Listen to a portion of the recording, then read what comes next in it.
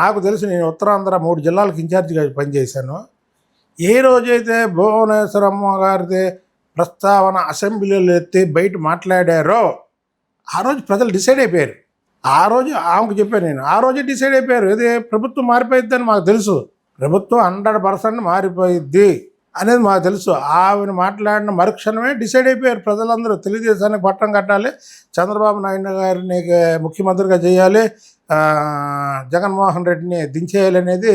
అసలు ఇవన్నీ వేరే అవన్నీ ఇంకా దీనికి యాడ్ అయినాయి తప్ప, ఎప్పుడైతే వైసీపీ టార్గెట్ చేసి ఆ మీద నిందలు వేసారో ఆ రోజు అయిపోయింది అసలు ప్రభుత్వం, వైసీపీ ప్రభుత్వం.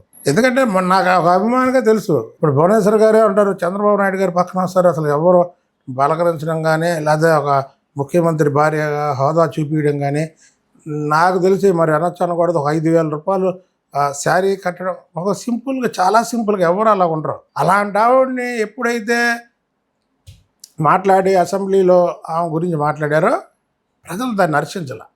అది పార్టీలు, కులాలు, మతాలు లేవు. మొన్న అన్ని కులాల్లో వేశారు తెలుగుదేశం పార్టీకి. తెలుగుదేశం పార్టీ పుట్టినప్పటి నుంచి ఇప్పటి వరకు కొన్ని కులాలు దూరంగా ఉన్నా ఆ కులాలు కూడా తెలుగుదేశం పార్టీకి ఓటేసింది. అదొక చరిత్ర. 2024 అనేది ఒక చరిత్ర. ఓన్లీ వాళ్ళ కుటుంబం మీదే అధికారంలోకి వచ్చింది తెలుగుదేశం పార్టీ. అంటే పవన్ కళ్యాణ్ గారు, బీజేపీ ఆ సెక్షన్స్ వేరు. మళ్ళీ తెలుగుదేశం పార్టీ నిలబడింది. తెలుగుదేశం పార్టీకి 134 సీట్లు వచ్చినాయి అంటే ఓన్లీ వన్ ఆ కుటుంబమే ముఖ్య కారణం. చంద్రబాబు నాయుడు గారి కుటుంబం. ఆ కుటుంబం మీద ప్రజలకు ఉన్నటువంటి అపారమైనటువంటి గౌరవం. ముందు మీరు చూడండి, రాష్ట్ర ముఖ్యమంత్రులను, ఏ ముఖ్యమంత్రినన్నా ఆయన మీద ఎన్ని అవినీతి ఆరోపణలు ఉంటాయి. చంద్రబాబు నాయుడు గారి మీద అవినీతి ఆరోపణలు చేసినా ఏదో బురద చల్లడం తప్ప ఒరిజినల్ కాదు. జైలుకి వెళ్ళినప్పుడు ఏమనిపించింది చంద్రబాబు నాయుడు గారు జైలుకి వెళ్తే అయోమయంలో పడిపోయాము. యాక్చువల్గా ఆయనే సున్నితమైన మనస్తత్వం, దగ్గరగా ఉంటాం కాబట్టి మాకే అనేక సార్లు చెప్తాడు, ఏమని మీరు వ్యక్తిగతంగా ఎవరిని విమర్శించద్దమ్మా. నాకు చెప్పాడు, ఒక 10 సార్లు చెప్పుంటారు, వ్యక్తిగతంగా ఎవరి జోలికి వెళ్ళొద్దు అంటాడు, గొడవల జోలికి వెళ్ళొద్దు అంటారు. మమ్మల్ని మాచర్లలో దాడి చేస్తే మేము వచ్చే వరకు ఆయన కన్ఫ్యూజన్లో గెలిపాడు. మా పిల్లలు వాళ్ళందరూ ఆయన దగ్గరికి వెళ్తే అసలు వాళ్ళకి సమాధానం చెప్పే స్థితిలో కూడా ఆయన లేడు. అంత కన్ఫ్యూజన్. అంటే అయ్యో వీళ్ళని అనవసరంగా పంపించాను చెప్పాడు. మీటింగ్లో కూడా ఆయన చెప్పారు, వీళ్ళని అనవసరంగా నేను అక్కడ పంపించాను అంటే. అలాంటి వ్యక్తిని లేనిపోయిన కేసులు, అక్రమ కేసులు, వైఎస్ రాజశేఖర రెడ్డి గారు కూడా ముఖ్యమంత్రిగా ఉండి 11 కమిషన్లు వేసి ఈయన ఏదో ఒక ఇబ్బంది పెట్టాలనుకుంటే ఏ ఒక్క కమిషన్ కూడా ఈయన అవినీతి పరుడనే తేల్చలేదు. ఇక ఈ జగన్మోహన్ రెడ్డి ఫ్రస్ట్రేషన్ తట్టుకోలేక అర్ధరాత్రి నంద్యాలలో ఆయన అలాగా చేసి, నంద్యాల నుంచి ఇక్కడికి రావడానికి 6-7 గంటల్లో విజయవాడ తీసుకురావచ్చు. దాదాపు 24 గంటలు పట్టేలాగా దేశం అంతా తిప్పి ఆ వయసులో ఆయన్ని కూర్చోబెట్టి, ఆ వయసు గురించి వాళ్ళే మాట్లాడతారు, మేము మాట్లాడేది. భయమే లేదా ఏదైనా జరిగితే ఏంటి పరిస్థితి, రాష్ట్రం పరిస్థితి ఏంటి? కరెక్ట్ కదా, నాకు రాష్ట్రం పరిస్థితి, పార్టీ పరిస్థితి అయోమయంలో అయిపోయేది. అప్పుడు అదేగా వాళ్ళ టార్గెట్ కూడా అదే. వాళ్ళ టార్గెట్ కూడా రాష్ట్రం బాగుపడాలని వాళ్ళకి ఎప్పుడూ లేదు. అలాగే పార్టీని ఏదో విధంగా దెబ్బ కొట్టాలి. ఇక రోజు రోజుకి ఆ గ్రాఫ్ పెరిగిపోతుంది, వాళ్ళకి తెలుస్తుంది ఎలాగా ఏంటి అని.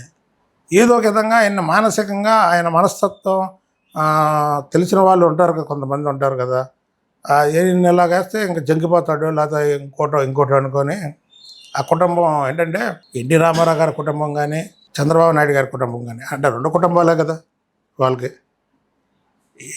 ఇంటి వరకు వస్తే ఆ 2 కుటుంబాలే. ఆ 2 కుటుంబాలు కూడా ఫ్యాక్షను వాటికి ఎప్పుడు దూరమే. రామారావు అనే సినిమాలో ఫైట్స్ చేస్తారు, బయట కాదు కదా. వాళ్ళది ఒక నేపథ్యం, చంద్రబాబు గారి కుటుంబం ఒక నేపథ్యం. అంటే వీళ్ళు గొడవలకు వెళ్ళడమో, గొడవలను ప్రోత్సహించడమో ఆ మనస్తత్వాలు కావు వీళ్ళు. అక్కడ చూశారు, వీళ్ళు చూసి దాని మీద దెబ్బ కొడదాం అనుకున్నారు. కానీ చంద్రబాబు నాయుడు గారు రాటి తెలిపారు లోపలికి వెళ్ళి. చంద్రబాబు నాయుడు గారికి లోపల దోవలు కొడుతున్నాయంటే కొడాలని ఏమన్నాడు ఆ రోజు అసెంబ్లీలో? ఏమన్నాడు? జైల్లో దోవలు కొట్టగా రంభావరసులు వచ్చి కొడతారా అన్నాడు. అంటే ఇవన్నీ ప్రజలు ఇప్పుడు ఎంతసేపు మాట్లాడాం. మన చంద్రబాబు నాయుడు గారు మా ప్రమాణ స్వీకారంలో ఒకటే చెప్పారు, ఎవరిని బూతులు మాట్లాడద్దు, ఎవరిని వ్యక్తిగతంగా మాట్లాడద్దు. మేము వ్యక్తిగతంగా మాట్లాడాలంటే ఇప్పుడు నేను మాట్లాడలేనా వాళ్ళే. అయితే మా నాయకుడే ఒక ఆదర్శం ఉంది, ఆ ఆదర్శాలు మాకు చెప్తాడు.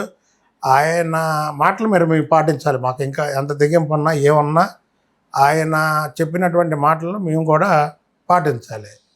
అసలు అంత పెద్ద ఆయన నీకు టికెట్ ఇచ్చి అక్కడ పెద్ద కుటుంబం, రావి శోభనాథేశ్వరరావు గారిది పెద్ద కుటుంబం, వాళ్ళ కాదని ఏదో ఎవరో రికమెండ్ చేశారని చెప్పారని ఎమ్మెల్యేని చేస్తే కొద్దిగా కూడా మానవత్వం లేకుండా ఎవరు కూడా నాన్న?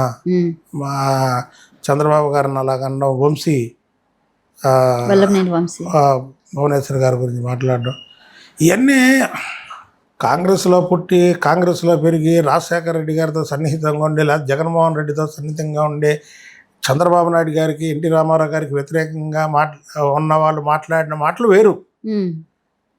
వీళ్ళు ఈ స్కూల్లో పెరిగి ఈ స్కూల్లో చదివి ఈయన తయారు చేస్తే నాయకులైన వాళ్ళు అసలు మేము పెద్ద ఇదని